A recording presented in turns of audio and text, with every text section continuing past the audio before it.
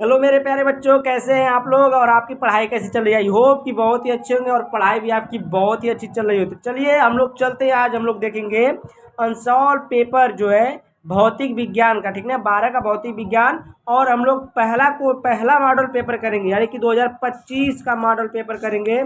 इसमें अभी unsolved set में हाथ नहीं लगाए हैं, अभी यही हम जस्ट 2025 का जो मॉडल पेपर आया है अभ्यास हेतु प्रश्न, इसी को हम पहले सॉल्व करेंगे। और पीडीएफ लेने के लिए आप लोग 7460012763 पर कांटेक्ट कर सकते हैं, ठीक ना, परचेस कर सकते हैं, खरीद सकते हैं, ठीक। तो यहाँ पर चलिए हम लोग चलते हैं। पहला क्वेश्चन देखिए क्या कह रहा है। यहाँ पर जो पहला क्वेश्चन है, पहला क्वेश्चन बोल रहा है विद्युत विभव का मात्रक है। अभी हम लोग यहाँ पर देखिए विद्युत विभव का मात्रक निकाल लिए हैं, क्या है। तो यहाँ पर देखिए विद्युत विभव का मात्रक कैसे निकाले हम। देखिए विद्युत बराबर ये विद्युत विभव का मात्रक पूछा है। देखिए V इक्वल टू होता है W अपान Q। W किसको कहते हैं, जूल को। जूल किसका मात्रक होता है, ऊर्जा का। और अपान में Q है, Q क्या है, कूलाम, ठीक है। Q क्या है, कूलाम है। अब देखिए इसी जूल बटे कूलाम को हम लोग क्या कहते हैं, विद्युत विभव का मात्रक कहते हैं। यहाँ पर देखिए विद्युत विभव का मात्रक बराबर जूल प्रति कूलाम इसको कहेंगे, ठीक है। तो ऑप्शन नंबर आपका क्या पहला हो जाएगा, सही जवाब जूल प्रति कूलाम। आप लोग अपने अनसॉल्व में देखते रहिएगा क्वेश्चन को, क्वेश्चन कोई इधर उधर नहीं है, सब बढ़िया से लिखा गया है। और देखिए दूसरा क्वेश्चन बोल रहा है दो बिंदु आवेशों के मध्य F न्यूटन का स्थिर वैद्युत बल कार्य करता है। यदि आवेशों को के परावैद्युतांक के माध्यम में रख दिया जाए तब यह बल होगा। तब यह बल क्या होगा, जब इसको के परावैद्युतांक में के माध्यम में रखा जाएगा, ठीक ना। तो यहाँ पर देखिए ऑप्शन नंबर ए दिया है के एफ, के अपान एफ, और तीसरा है एफ, चौथा है एफ अपान के। तो यहाँ पर देखिए क्या हो जाएगा, अभी हम लोग इसको हल करेंगे। तो इसमें बताया है कि दो बिंदु आवेशों के मध्य, एक बिंदु हम लोग इसको मान लेते हैं यहाँ पर है, और दूसरी बिंदु हम लोग इसको मान लेते हैं यहाँ पर है, ठीक है प्यारे बच्चों। और यहाँ पर देखो इस बिंदु को, इस आवेश को हम लोग Q1 मान लेंगे, और इस जो दूसरा वाला बिंदु है इसको हम लोग क्या मान लेंगे, Q2 मान लेंगे। और इसके बीच की दूरी को हम लोग क्या मान लेंगे, R मान लेंगे। क्या मानेंगे, R मानेंगे। तो यहाँ पर क्या हो जाएगा, Q1 दूसरा बिंदु है, Q2 और बीच की दूरी R हो गई। अब फार्मूला पर चलते हैं। देखिए इसका स्थिर वैद्युत बल का जो सूत्र होता है, इसका फार्मूला होता है F equal to 1/4πε0 into Q1 into Q2 upon में R², ठीक ना। इसको हम लोग क्या मानेंगे, समीकरण 1। उसके बाद हम देखिए यदि आवेशों को के परावैद्युतांक के माध्यम में रख दिया जाए तब, अब इसको माध्यम में रखेंगे, माध्यम के लिए फार्मूला लगाएंगे यहाँ पर। तो माध्यम के लिए एफ एम, एम का मतलब क्या होता है, मीडियम होता है, ठीक है प्यारे बच्चों। यहाँ तक समझ में आया, एफ का मतलब मीडियम है। इक्वल टू क्या होगा, 1 अपान, यही चीज लिखेंगे 1/4πε0।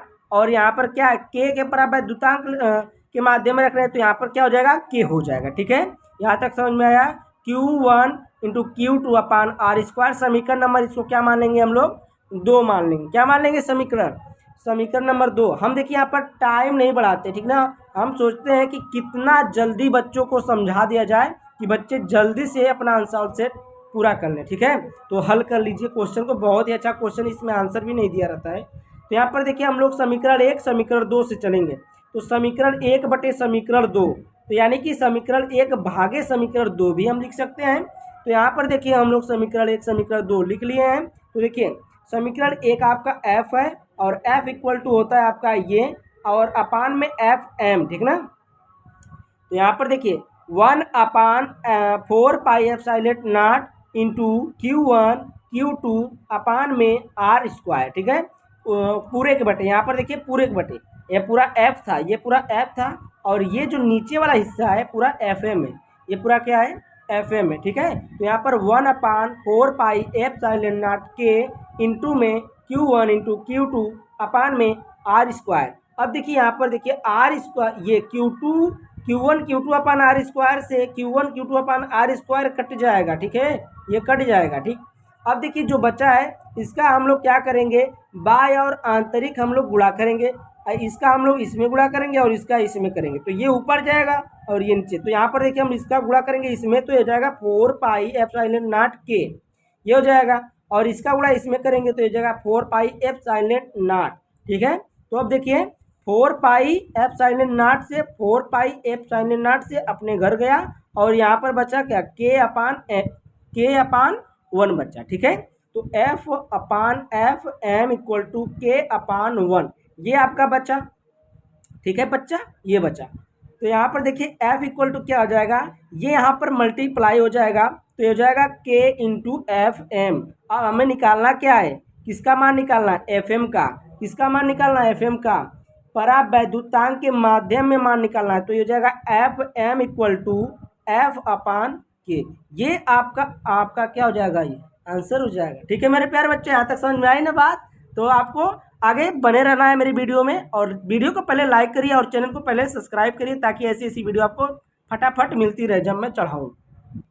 अब देखिए मेरे प्यारे बच्चों, सुंदर सुशील बच्चों, ये क्या है, ग है। क्वेश्चन नंबर ग क्या कर रहा है कि 10 ओम प्रतिरोध तथा 10 हेनरी स्वप्रेरकत्व की एक कुंडली 50 वोल्ट की एक बैटरी से जुड़ी है। ठीक है, कितने वोल्ट की, 50 वोल्ट की एक बैटरी से जुड़ी है।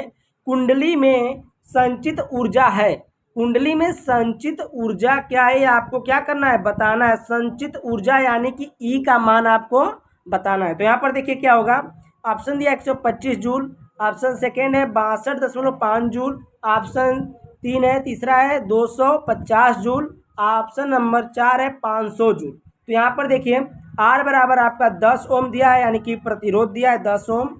एल बराबर जो दिया है 10 हेनरी का मान दिया है, 10 हेनरी दिया है। वी का जो वोल्ट दिया है 50 वोल्ट दिया है। और ई यानी कि एनर्जी, आपकी ऊर्जा जो, वही निकालना है। ठीक है, तो यहाँ पर ऊर्जा का मान निकालना है। तो ई बराबर फार्मूला क्या होता है मेरे प्यारे बच्चों, तो 1/2 एल इंटू आई स्क्वायर, ये आपका क्या होता है, ये फार्मूला होता है। ठीक है, ये फार्मूला आपको याद कर लेना है। ठीक ना, तो ये ई बराबर होता है 1/2 एल आई स्क्वायर। आई का मान इसमें कहीं नहीं दिया है, एम्पियर का मान कहीं दिया है, धारा का मान नहीं दिया है। तो यहाँ पर हम लोग क्या करेंगे, प्रतिरोध जब आई बराबर क्या होता है, चूंकि आई बराबर आपका होता है वी अपान आर। ठीक ना, वोल्ट अपान प्रतिरोध होता है। तो यहाँ पर वोल्ट का मान 50 है, प्रतिरोध का मान 10 है। 10 देखिए 10 ओम प्रतिरोध और 10 हेनरी, 50 वोल्ट, ये मान दिया हुआ है, तो यहाँ पर रखेंगे। ठीक है, 50/10 करेंगे, 5×10 ये 5 आ जाएगा। आई का मान कितना आ गया, 5 एम्पियर, आई का मान 5 एम्पियर। अब कुछ नहीं करेंगे सिवाय इसको हल करेंगे मान रख करके। ठीक है, ई बराबर 1/2 एल आई स्क्वायर पर मान रखेंगे। आई स्क्वायर का मान 5 आया है, आई का मान 5 आया है, तो 2 बार 5 × 5 होगा। एल का मान 10 है, 1/2 दिया है, तो यहाँ पर 2 से काटेंगे, 2 पंजे 10, तो 5 × 5 × 5, तो ये हो जाएगा आपका ई इक्वल टू 5 × 5 = 25, 25 125। तो ई बराबर आपका क्या हो जाएगा, एनर्जी कितनी आ जाएगी जूल में, 125 जूल आ जाएगी। ठीक है, कितनी आ जाएगी, 125 जूल आपकी ये एनर्जी आंसर हो जाएगा। ठीक है, आगे चलते हैं, क्वेश्चन नंबर घ देखते हैं। तो यहाँ पर देखिए नेक्स्ट क्वेश्चन आपका है प्रश्न नंबर घ वाला, कह रहा है कागज की सीट पर एक स्याही का धब्बा है, धब्बे के ऊपर 6 सेंटीमीटर मोटा 1.5 अपवर्तनांक का कांच का गुटका रख दिया गया है, धब्बे के प्रतिबिंब का विस्थापन क्या होगा। तो मैं एक पेपर ले रहा हूँ, उस पर मैं आपको समझाऊंगा।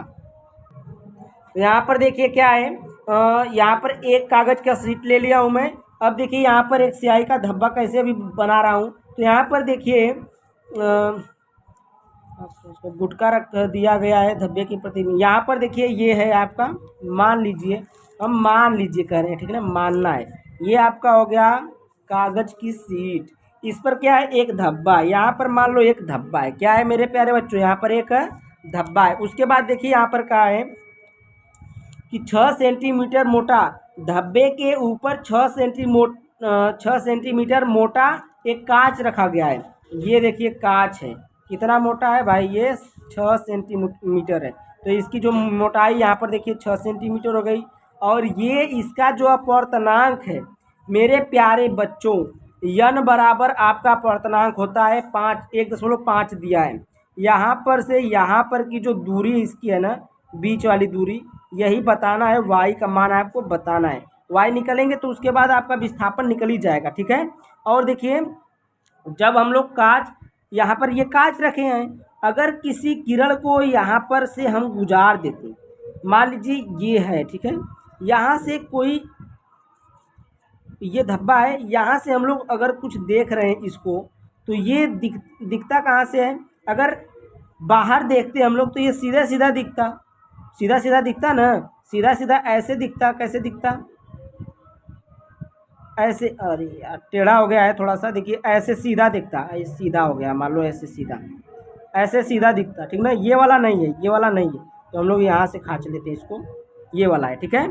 तो ये वाला है, तो यहाँ पर बनता। और हम लोग जब इसको कांच के ऊपर से देख रहे हैं तो ये मेरे प्यारे बच्चों कैसे बन रहा है? ऐसे हो जा रहा है, ऐसे, फिर इसके बाद ऐसे हो जा रहा है, ठीक है, ऐसे हो जा रहा है। देखिए फिगर में बनाया हूँ, यहाँ पर ऐसे हो जा रहा है, ठीक है। तो अगर हम लोग सीधा देख रहे हैं तो आपको ये ऐसे आ रहा है, यहाँ पर दिख रहा है सीधा। अगर हम लोग कांच के ऊपर से दिख रहे हैं तो ये तिरछा दिख रहा है, यहीं पर दिख जा रहा है, बन जा रहा है इसका प्रतिबिंब जो बन रहा है, ठीक है, यहीं पर बन रहा है। तो हम लोग देखिए n बराबर 1, n बराबर 1.5 और यहाँ पर 6 सेंटीमीटर ये मोटा पूरा कांच है। अब देखिए फार्मूला लगाते हैं, n बराबर वास्तविक गहराई बटे में आभासी गहराई। ये y जो माने आभासी गहराई है और जो वास्तविक गहराई आपकी जो मोटाई है शीशे की वो है, ठीक है। तो n बराबर 6 बटे वाई, n का मान है कितना है? 1.5 है। तो 1.5 हम लोग मान रखेंगे, तो यहाँ पर 1.5 गुणे ये वाई इधर चला जाएगा, गुणे में हो जाएगा, 1.5 गुणे वाई बराबर में 6 हो जाएगा, ठीक है। वाई बराबर 6 बटे 1.5, इसको जब हम लोग भाग करेंगे तो वाई बराबर 4 आ जाएगा। दशमलव उठाएंगे, जीरो बढ़ाएंगे, 15 चौको 60, वाई बराबर 4 सेंटीमीटर हो गया। उसके बाद विस्थापन निकालेंगे तो जो मोटाई है उसी में से इसको घटा देंगे, तो 6 माइनस 4 करेंगे, 2 सेंटीमीटर हुआ। कितना हुआ विस्थापन? 2 सेंटीमीटर विस्थापित हो गया, ठीक ना। ये अपने मार्ग से कितना विस्थापित हो गया? 2 सेंटीमीटर विस्थापित हो गया, ठीक है मेरे प्यारे बच्चों। यहाँ पर आप लोग को ये वाला क्वेश्चन समझ में आया होगा। अगले नेक्स्ट क्वेश्चन पर चलते हैं। तो यहाँ पर देखिए क्वेश्चन नंबर अंगा वाला है, दो स्रोत कला संबद्ध होते हैं यदि वे तरंगे उत्पन्न करती हैं। कैसी तरंगे उत्पन्न करती हैं वे? जब वो कैसी तरंगे उत्पन्न करेंगी तो दो स्रोत जो होती हैं कलाबद्ध कब होगी? जब वह एक समान आवृत्ति की तरंगे उत्पन्न करेंगी, ठीक है। जब कोई एक समान आवृत्ति की तरंगे उत्पन्न करेंगी तब दो स्रोत कला संबद्ध होंगे, ठीक है। ये बात आपको समझ में आई? ये बात आपको समझ में आई? आई होप कि आप लोग को समझ में आ रही होगी बात, ठीक है। तो यहाँ पर हम लोग चलते हैं नेक्स्ट पर। नेक्स्ट है, देखिए क्या है, एक अर्धचालक डिवाइस एक बैटरी तथा प्रतिरोध के साथ श्रेणी क्रम में संयोजित है। परिपथ में धारा प्राप्त होती है। परिपथ में क्या होती है? धारा प्राप्त होती है। यदि बैटरी की ध्रुवता उलट दी जाए तो परिपथ की धारा लगभग शून्य हो जाती है। डिवाइस यानी कि युक्ति हिंदी में कहते हैं, डिवाइस हो सकती है। डिवाइस क्या होगी? तो ये डिवाइस आपकी पी-एन संधि डायोड होगा। जब ये क्या होगा आपका? पी-एन संधि डायोड होगा, ठीक ना। तो ये एक अर्धचालक डिवाइस एक बैटरी तथा प्रतिरोध के साथ श्रेणी क्रम में संयोजित है। परिपथ में धारा प्राप्त होती है कब? जब पी-एन संधि डायोड बना होता है, ठीक है। ये बात आपको समझ में आई होगी। खंड ब में चलते हैं। खंड अ था, खंड ब देखिए क्या है। अभी हम लोग थोड़ा सा रुकते हैं। तो यहाँ पर देखिए ये क्वेश्चन है दूसरे का क वाला। देखिए थोड़ा सा शोर और हो रहा होगा तो उसको थोड़ा सा आप लोग मैनेज कर लीजिएगा, क्योंकि बगल में ही रामायण बैठा है कुछ दूर पर, तो माइक इधर ही घुमा दिए हैं लोग, और माइक घुमाने की वजह से यहाँ पर मतलब आवाज़ आ रही होगी थोड़ा बहुत, मैं समझ सकता हूँ, थोड़ा बहुत आ रही है। ईयरफोन वाले लीड वाले को सुनाई दे रहा होगा, ठीक है। तो यहाँ पर देखिए विद्युत चुंबकीय तरंगों में चुंबकीय ऊर्जा घनत्व का सूत्र लिखिए। चुंबकीय ऊर्जा घनत्व का सूत्र लिखना है, ठीक है मेरे प्यारे दोस्तों। ये देखिए क्या होता है, म्यू बराबर आपका सूत्र होता है म्यू बराबर 1/2 epsilon naught E square plus में 1/2 B square upon epsilon mu zero, ठीक है ना, म्यू जीरो, इसको आप लोग घेर लीजिएगा इस तरीके से। ये आपका फार्मूला हो गया, ठीक है। फार्मूला ये लिखना था, किसका फार्मूला? विद्युत चुंबकीय तरंगों में चुंबकीय ऊर्जा घनत्व का फार्मूला लिखना था। तो मी बराबर 1/2 एप्सिलॉन नॉट स्क्वायर प्लस में 1/2 बी स्क्वायर अपान में म्यू नॉट, यानी कि म्यू जीरो भी कर सकते हैं। जहाँ आपका म्यू बराबर क्या है? चुंबकीय ऊर्जा घनत्व है। ई बराबर क्या है? आपका वैद्युत क्षेत्र है। बी बराबर क्या है? चुंबकीय क्षेत्र है। ई एप्सिलॉन नॉट क्या है? एप्सिलॉन नॉट निर्वात की वैद्युतशीलता है। म्यू जीरो क्या है? निर्वात की चुंबकशीलता है, ठीक ना। म्यू जीरो आपकी क्या है? निर्वात की चुंबकशीलता है। उसके बाद हम लोग देखिए आते हैं प्रश्न नंबर दूसरे के ख पर। क्वेश्चन देखिए क्या कर रहा है मेरे प्यारे बच्चों। क्वेश्चन है आवेशों के मध्य लगने वाले विद्युत बल की सहायता से विद्युतशीलता यानी कि एप्सिलॉन नॉट, यहाँ पर रहेगा एप्सिलॉन नॉट का बीमी समीकरण निकालिए, ठीक ना। बीमी समीकरण निकालना है तो देखिए हम यहाँ पर निकाल लिए हैं बीमी समीकरण। देखिए एफ बराबर क्या होगा? आपका फार्मूला होता है 1/4 पाई एप्सिलॉन नॉट इंटू में ये आपका Q1 इंटू Q2 अपान में R स्क्वायर, ये आपका फार्मूला होता है।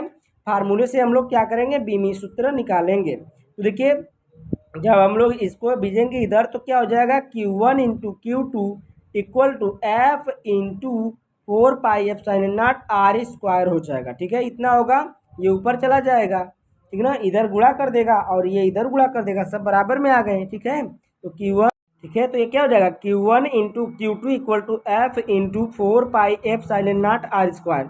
इसको इधर और इसको इधर भेज दिया और ये यहीं पर है, ठीक है। तो इसके बराबर, ये बराबर में सब आ गए। अब देखिए एप्सिलॉन नॉट बराबर करेंगे तो एप्सिलॉन नॉट बराबर हो जाएगा 4 पाई एफ जो है यहाँ आ जाएगा। ये 4 पाई तो हट जाएगा क्योंकि इसका बीमी सूत्र नहीं निकलता है क्योंकि ये कांस्टेंट है, ठीक है। तो एफ यहाँ पर आ जाएगा, इंटू में क्या हो जाएगा? आर स्क्वायर हो जाएगा। तो यहाँ पर जो Q1 Q2 है इसका जो बीमी होता है 80 होता है, ठीक ना। 80 इंटू 80 हो गया और एफ का होता है ML T पर -2 T-2, ठीक ना। और ये L2 यानी कि L स्क्वायर कर सकते हैं और ये किसका है? R का है। तो R का लेंथ होता है ना, तो लेंथ यानी कि L स्क्वायर हो जाएगा, ठीक है। इसके आगे चलते हैं हम लोग। इसके आगे देखिए आपका ये ई नॉट इक्वल टू, अरे epsilon naught equal to A2 upon में T2 यानी कि A square into T square upon में ML3 और T-2, ठीक है, T के पावर -2। अब इसको हम लोग ऊपर लेकर जाएंगे, तो ऊपर लेकर जाएंगे देखिए क्या होगा? ये हो जाएगा आपका M इनवर्स, M जो है एक है तो M इनवर्स में हो जाएगा। L3 में प्लस में है तो ये माइनस में हो जाएगा, तो L3 हो जाएगा और ये जो माइनस में है प्लस में हो जाएगा, T स्क्वायर हो जाएगा, ठीक है। तो यहाँ पर देखिए इसका मेन फार्मूला क्या होगा? M इनवर्स फिर L माइनस Q हो जाएगा और T, दो यहाँ पर दो यहाँ पर, तो T के पावर 4 हो जाएगा और A कितना है? 2 है, तो A स्क्वायर हो जाएगा, ठीक है। ये आपका आ जाएगा बीमी सूत्र, ठीक है। ये आपका किसका? ये आपका बीमी सूत्र आ जाएगा। उसके बाद देखिए हम लोग चलते हैं प्रश्न नंबर ग पर। तो ग वाला क्वेश्चन है एक प्रोटॉन तथा अल्फा कण समान वेग से एक समान चुंबकीय क्षेत्र में क्षेत्र के लंबवत प्रवेश करते हैं। प्रोटॉन के वृत्ताकार पथ की त्रिज्या तथा अल्फा कण के वृत्ताकार पथ की त्रिज्या का अनुपात ज्ञात कीजिए। अनुपात में ज्ञात करना है इसको, ठीक है। आप जानते हैं कि वेग इसका क्या है? दोनों वेग और जो बी का मान है आपका चुंबकीय, यहाँ पर देखिए कहाँ गया? वेग से समान, ठीक ना। अल्फा कण वेग से समान और चुंबकीय क्षेत्र दोनों क्या है इसका? समान है। तो v बराबर समान, b बराबर भी समान, यानी कि कांस्टेंट हो जाएगा, एक हो जाएगा इसका मान। तो यहाँ पर देखिए आर पी और R alpha, R P upon में आर अल्फा बराबर में ये निकालना है आपको, ठीक है। तो देखिए अनुपात निकालना है इसका, तो इसका अनुपात हम लोग कैसे निकालेंगे? देखिए यहाँ पर वृत्ताकार त्रिज्या का सूत्र होता है आपका आर बराबर एम वी अपान में क्यू बी। क्या होता है? एम वी अपान में इंटू क्यू बी, ये क्यू इंटू बी, ठीक है। आर बराबर एम इंटू वी अपान में क्यू इंटू वी। तो यहाँ पर देखिए आर बराबर क्या हो जाएगा? एम अपान क्यू क्यों हुआ? क्योंकि यहाँ पर जो v है और जो b है दोनों समान है, ठीक है। दोनों समान होने की वजह से ये दोनों कट जाएंगे, यानी कि अगर मान लीजिए 2 है तो ये भी 2 होगा, तो दोनों कटेगा ना, कट जाएगा। तो यहाँ पर v एंड b कांस्टेंट समान है, इसलिए इसको हम लोग क्या लिख दें, r equal to M upon Q. ये मैं पूरा बढ़िया से लिख के बता रहा हूँ। अब देखिए यहाँ पर आगे थोड़ा चलते हैं। यदि प्रोटॉन का द्रव्यमान यम है, यदि प्रोटॉन का द्रव्यमान यम है तो अल्फा कण का द्रव्यमान 4 गुना होगा। अगर मान लीजिए प्रोटॉन का द्रव्यमान 1 किलो है तो जो अल्फा कण का द्रव्यमान होगा ना मेरे प्यारे बच्चों, वो 4 किलो होगा, यानी कि 4 गुना हो जाएगा। ये 4 यम हो गया, कितना हो गया, 4 यम हो गया। उसके बाद देखिए प्रोटॉन का आवेश अगर ई है, यदि प्रोटॉन का आवेश जो है ई है तो अल्फा कण का जो आवेश होगा ना 2 गुना होगा। अगर ये 1 है तो ये 2 होगा, अगर 2 है तो ये 4 होगा, ये 4 है तो ये 8 होगा। ठीक है, यहाँ पर ई है और यहाँ पर ये कितना हो जाएगा, 2e हो जाएगा, यानी कि 2 गुना हो जाएगा। उसके बाद देखिए हम लोग क्या करेंगे, यही मान रख देंगे, ठीक ना। एम जो आर पी बटे में आर अल्फा है तो यहीं पर मान रखे, तो आर पी बटे में आर अल्फा, और ये जो आपका मान आया है क्या आया है, आर पी कितना आया है, एम पी रखेंगे। देखिए अभी मैं इसको समझा रहा हूँ कैसे। तो यहाँ पर देखिए हम लोग आर का और आर का यहाँ पर मान रखेंगे, तो आर का मान यहाँ से देखिए एम अपन क्यू है, तो यहाँ पर क्या है, आर बराबर एम अपन क्यू है। ये एम क्या है, द्रव्यमान है, और ये क्या क्यू है, आवेश है। ठीक है, तो यहाँ पर देखिए प्रोटॉन का द्रव्यमान बटे में प्रोटॉन का आवेश, उसी तरह अल्फा कण का द्रव्यमान बटे में अल्फा कण का आवेश। ठीक है, तो दोनों का मान रख दिए। अब देखिए इसका क्या हो जाएगा, आंतरिक, और इसका आंतरिक और बाह्य गुणा हो जाएगा। ठीक है, तो यहाँ पर इसका गुणा होगा तो क्या हो जाएगा, इसका गुणा पहले करेंगे तो प्रोटॉन का द्रव्यमान गुणे अल्फा कण का आवेश हो जाएगा, और बटे में क्या हो जाएगा, इसका प्रोटॉन का आवेश गुणे में अल्फा कण का द्रव्यमान हो जाएगा। ठीक है, उसके बाद देखिए मान रखेंगे, प्रोटॉन का जो द्रव्यमान है कितना है, प्रोटॉन का द्रव्यमान यम है, तो यहाँ पर यम रखें 2e। अल्फा कण का जो आवेश है, अल्फा कण का आवेश कितना है, तो यहाँ पर देखिए अल्फा कण का आवेश जो है यहाँ पर 2e है, तो 2e रख देंगे। प्रोटॉन का आवेश कितना है, तो प्रोटॉन का जो आवेश है ई है, तो यहाँ पर देखिए ई रख दिए, यहाँ पर ई प्रोटॉन का आवेश ई गुणे में 4m, ये क्या है, अल्फा कण का द्रव्यमान, तो अल्फा कण का द्रव्यमान 4m, तो 4m। यम से यम कटा और ई से ई कटा, 2/4 बचा, तो 2 एक कम 2 हुआ और 2 दूना के 4, 1/2, तो आर पी यहाँ पर देखिए कट गया ना, तो आर पी बटे में आर अल्फा, ये बराबर क्या हो गया, 1/2 बचा, तो आर पी समानुपाती आर अल्फा बराबर 1/2। ये आ गया आपका आंसर। ठीक ना, ये आपका उत्तर आ गया। ठीक है प्यारे बच्चों, यहाँ तक समझ में आ गया होगा आपको। आगे चलते हैं नेक्स्ट क्वेश्चन पर। तो यहाँ पर देखिए मेलस का नियम लिखिए। ठीक ना, मेलस का नियम क्या होता है, मेलस का नियम देखिए, इस नियम के अनुसार निर्गत प्रकाश की तीव्रता समतल ध्रुवीत प्रकाश की तीव्रता के अनुक्रमानुपाती होती है तथा उनके बीच बने कोण कोज्या यानी कि कॉस थीटा के वर्ग के अनुक्रमानुपाती होती है। ठीक है, तो ये आपका मेलस का नियम है। मेलस का नियम देखिए, आई बराबर होता है I0 समीकरण 1 मानिए, आई बराबर कास स्क्वायर थीटा समीकरण 2। अब देखिए यहाँ पर